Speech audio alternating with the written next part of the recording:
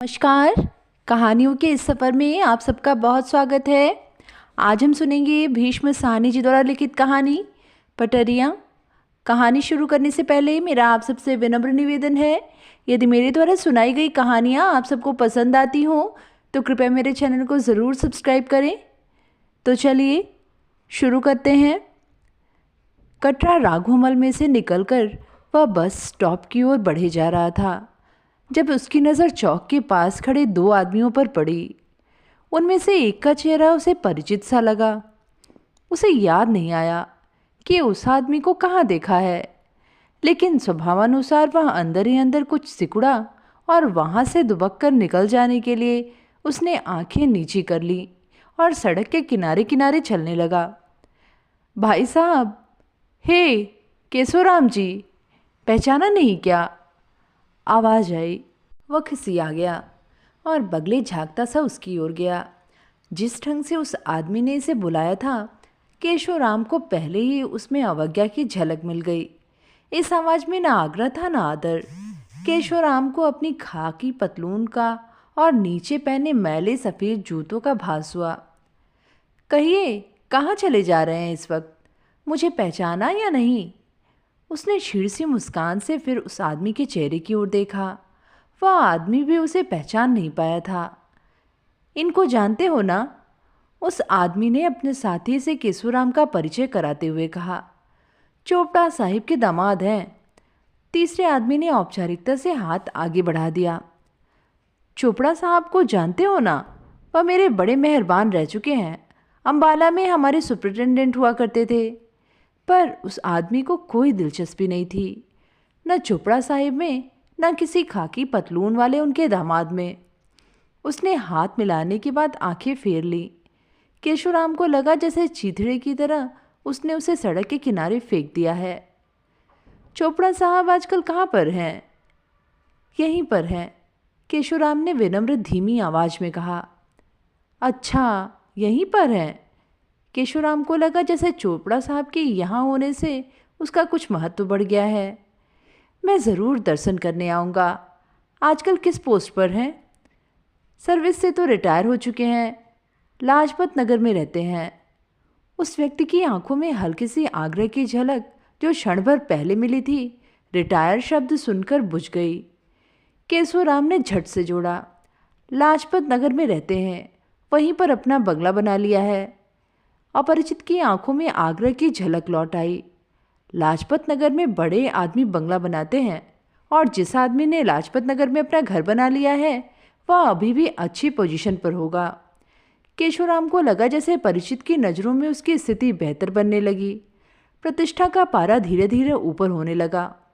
ससुर की बड़प्पन की लौ लाजपत नगर से चलकर यहाँ कटारा राघोमल में उस पर पड़ने लगी। मैं ज़रूर मिलने आऊँगा। और उसने जेब में से हरे रंग के सुनहरे क्लिप वाली नोटबुक में चोपड़ा साहब का पता और टेलीफोन नंबर लिख लिया। और सुनाइए, आपका क्या हालचाल है? क्या सगल है आजकल? केशवराम का दिल बैठ गया। इसी प्रश्न से बचने के लिए वह कन्नी काट रहा था। इस प्रश्न से वह परिचित था। दिन में बीसियों बार लोगों की आंखों में दिलचस्पी की हल्की सी चमक को जगते बुझते देखा करता था। वही इम्पोर्ट एक्सपोर्ट का काम करता हूँ, उसने बैठती सी आवाज़ में उत्तर दिया। वही प्रतिक्रिया हुई जिसका उसे डर था। उस व्यक्ति की आंखों में आग्रह की चमक बिल्कुल बुझ गई। भावशून्य आंखों से उसके चेहरे की ओर देखता हुआ वह बड़प्पन के अंदाज में बोला, अच्छा, अभी तक वहीं टिके हुए हैं? केशवराम पर घड़ों पानी पड़ गया और केशवराम को लगा जैसे उस आदमी की नज़र नीचे और केशवराम के कपड़ों पर से होती हुई उसके जूतों पर जा पहुंची। अपने व्यवसाय के बारे में केशवराम जानबूझकर इम्पोर्ट एक्सपोर्ट शब्द का प्रयोग करता था। इम्पोर्ट एक्सपोर्ट एक व्यापक शब्द है जिसमें लखपति भी आ जाते हैं और अठन्नी सैकड़ा कमाने वाले दलाल भी, इंडियन का व्यापार करने वाले उस जैसे कमीशन एजेंट भी। यह वैसा ही था जैसे प्राइमरी स्कूल का अध्यापक भी कहे कि वह शिक्षा विभाग में काम करता है और विश्वविद्यालय का वाइस चांसलर भी कहे कि वह शिक्षा विभाग में काम करता है। पर केशवराम को लगा जैसे वह आदमी स्थिति को भाप गया है और उसकी पोजीशन को समझ गया है। चलिए, घर का काम है, क्या बुरा है, उसने कहा। और फिर पहले जैसी सरपरस्ती के अंदाज में जेब में से गोल्ड प्लेट की डिबिया निकालकर केशवराम को सिगरेट पेश की। केशवराम को लगा जैसे उसे तिरस्कृत करने के लिए, अपने और उसके बीच का अंतर दिखाने के लिए ही सिगरेट पेश की जा रही है। जी नहीं, आप पीजिए। उसे लगा इंटरव्यू समाप्त हो चुका है और उसे विदा हो जाना चाहिए। सड़क के किनारे किनारे चलते हुए केशवराम को लगा जैसे वह पैर घसीट कर चल रहा है। उसे अपनी स्थिति के बारे में सोचकर वितृष्णा हुई। पहले भी पैर घसीटता था, आज भी घसीटता हूँ। वर्षों से पैर घसीटता चला आ रहा हूँ। जिंदगी में कुछ बना बनाया नहीं है, सारी जिंदगी मिट्टी हो गई है। दिन में 24 घंटे उसे अपनी वास्तविक स्थिति का बोध रहता था, मानो उसकी कोई तीसरी आंख हर वक्त खुली रहती हो और सारा वक्त उसकी वास्तविक स्थिति को झांकती रहती हो। अभी तक वहीं पड़े हो? केशवराम ने उस आदमी का वाक्य मन ही मन दोहराया और खिन्न हो उठा। मेरी जगह कोई दूसरा आदमी होता तो यह आदमी इस तरह से बात नहीं करता। क्या चोपड़ा साहब से भी इसी तरह मिलता जिस तरह मुझे मिला है? उन्हें तो झुक झुक कर सलाम करता है। वह जानता था कि लोगों के व्यवहार में उसके प्रति बेरुखी पाई जाती है, यहाँ तक कि अपने सगे संबंधियों के व्यवहार में भी।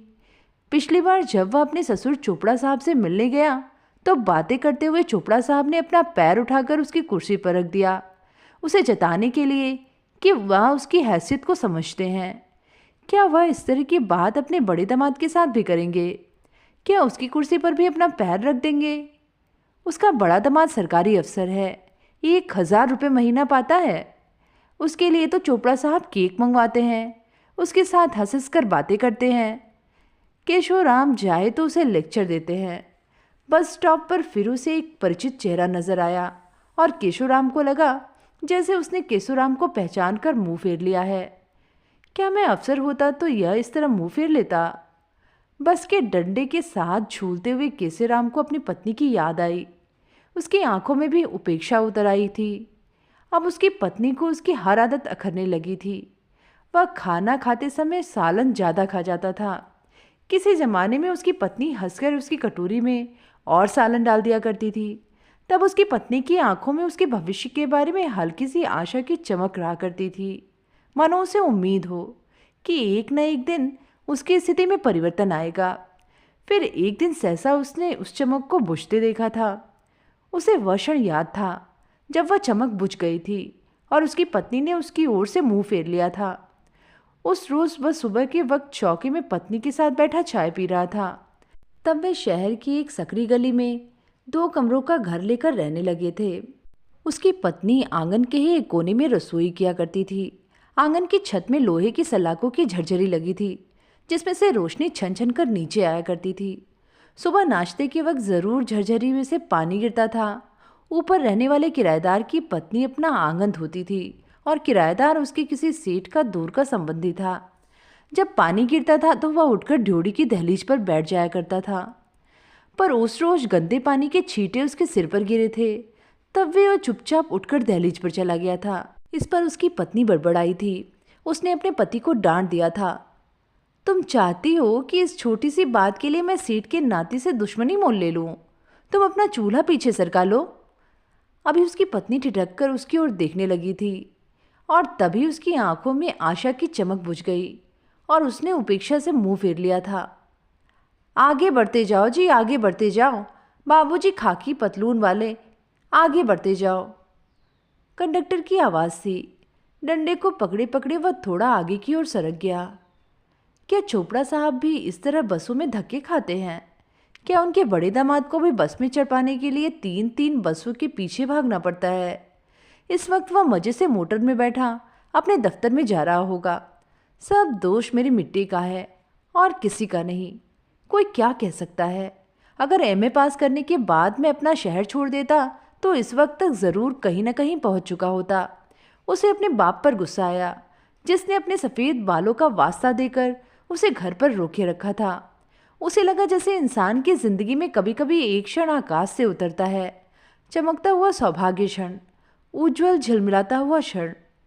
आकाश से सारे वक्त ऐसे क्षण उतरते रहते हैं जिस किसी पर पड़ जाते हैं उसका जीवन खिल उठता है।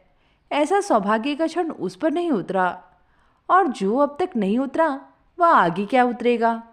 सबसे बड़ी चीज़ दुनिया में पैसा है, पोजीशन है, बाकी सब ढकोसला है, सब बकवास है। ताकत और पैसा और रौब-दाब, इनसे बढ़कर कोई चीज़ दुनिया में नहीं है। जिसके पास पैसा है उसके पास सब कुछ है। बाबू हरगोविंद ने मेरे साथ की एजेंटी का काम शुरू किया था। आज 3 मकानों का मालिक है। जब जब जाता हूँ अपने मकान के चबूतरे पर टहल रहा होता है और जेब में से बादाम की गिरियाँ निकाल निकाल कर खा रहा होता है। इधर मेरा घर है कि मैं और मेरी पत्नी बात बात पर एक दूसरे पर चिल्लाने लगते हैं। मुझे गुस्सा आता है तो मैं हाँफने लगता हूँ। एक कमरे से दूसरे कमरे में जाता हूँ, हाथ पसारता हूँ, फिर हाँफने लगता हूँ।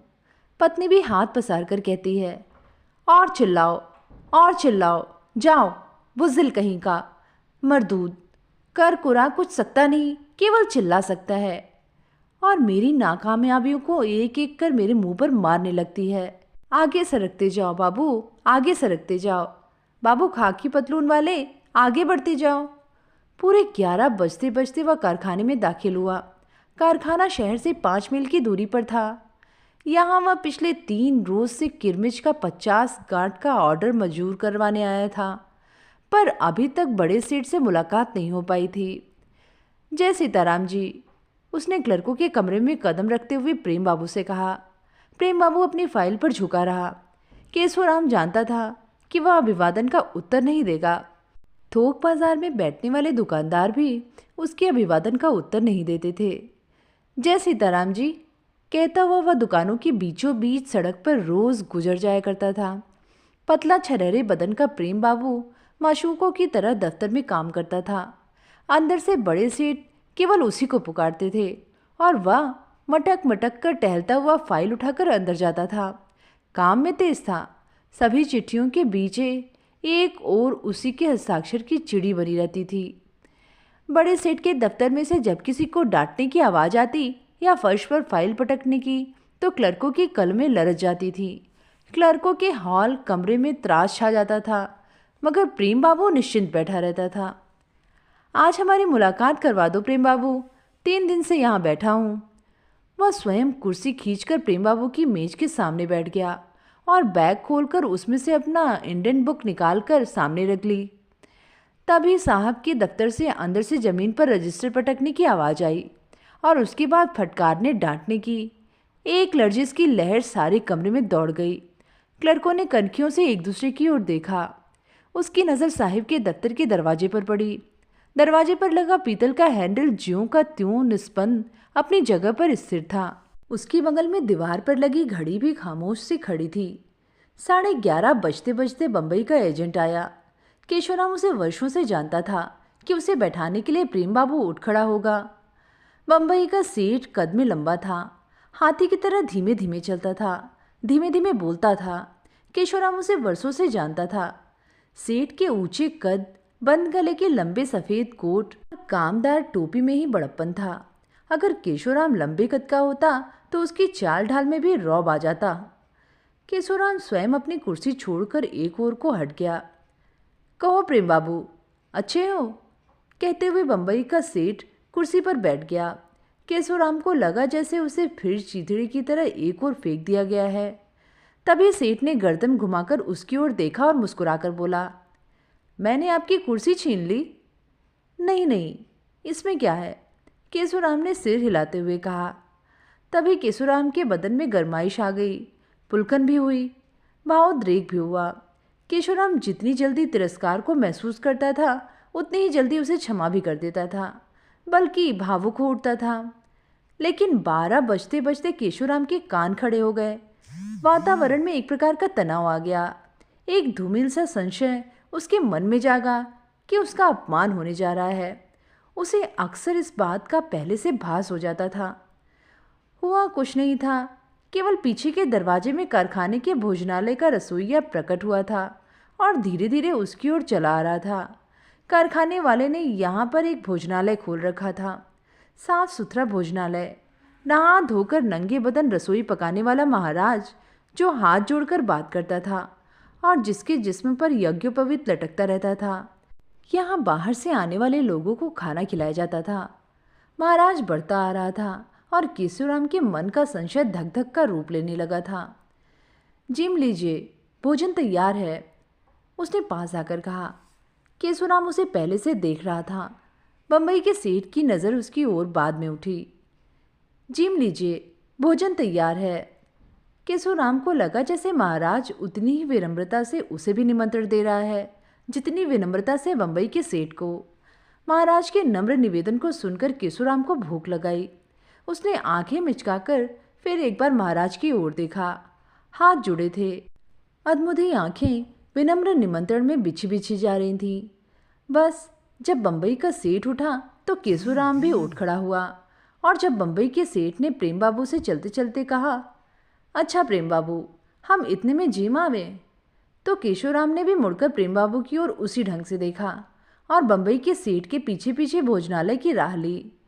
हैसियत का स्तर ऊंचा हो जाए तो दिल में गुदगुदी होती है, पुलकन की हल्की हल्की लहरियां उठने लगती हैं।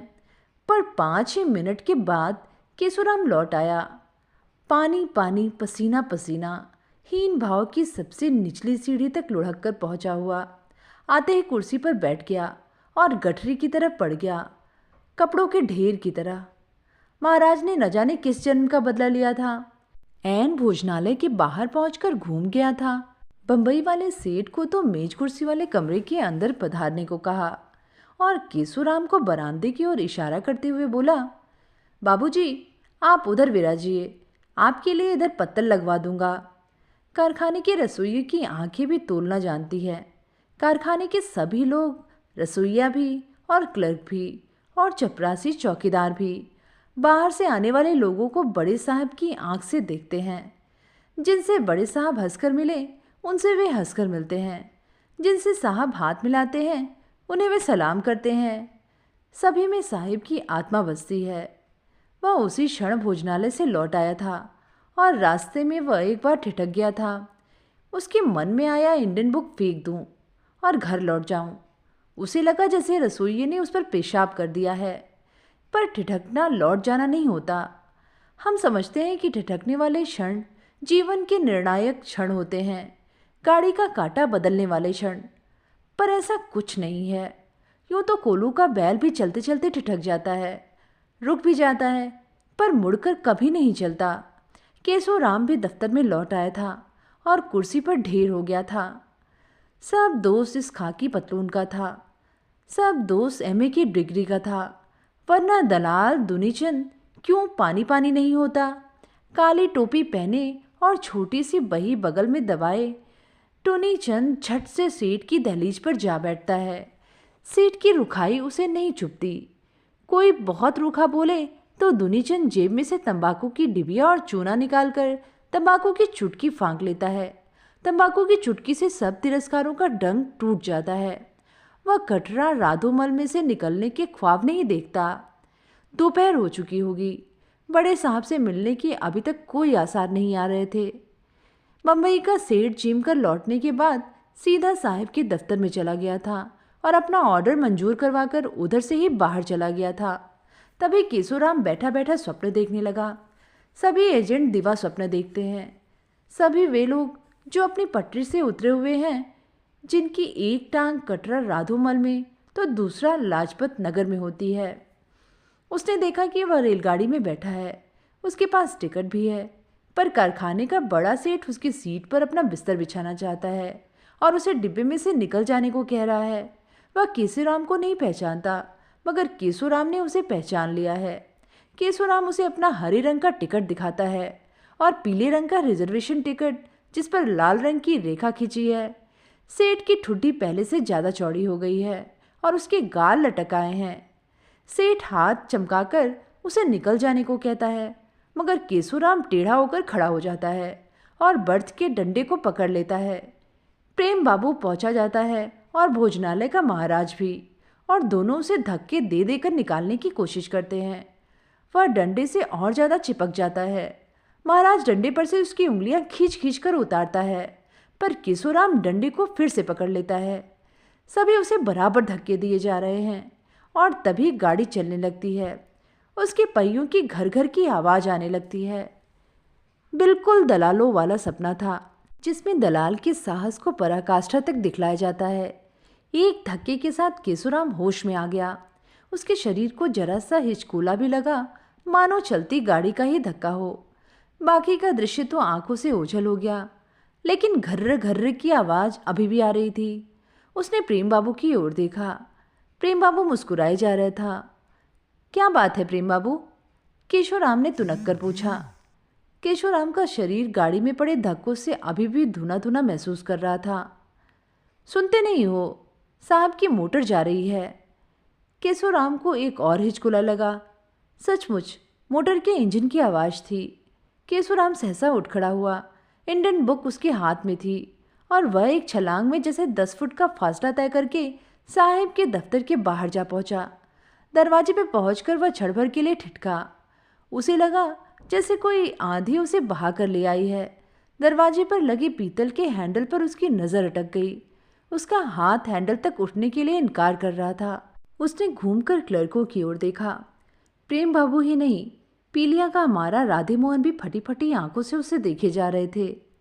तभी दुस्साहस की स्थिति में न जाने कैसे उसने साहिब के कमरे का दरवाज़ा खोल दिया और अंदर जा पहुंचा। सीधा शेर की माद में पांव रख दिया।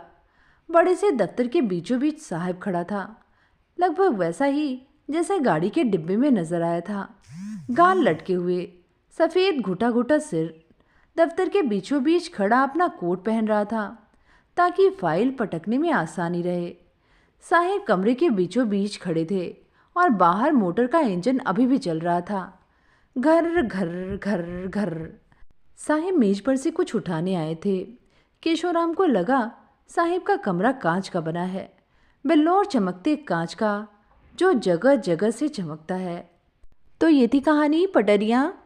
कहानी आप सबको कैसी लगी नीचे कमेंट में लिख के ज़रूर बताइएगा। आगे भी ऐसी कहानियाँ सुनते रहने के लिए चैनल को ज़रूर सब्सक्राइब करें। फिर मिलेंगे एक नई कहानी के साथ। धन्यवाद।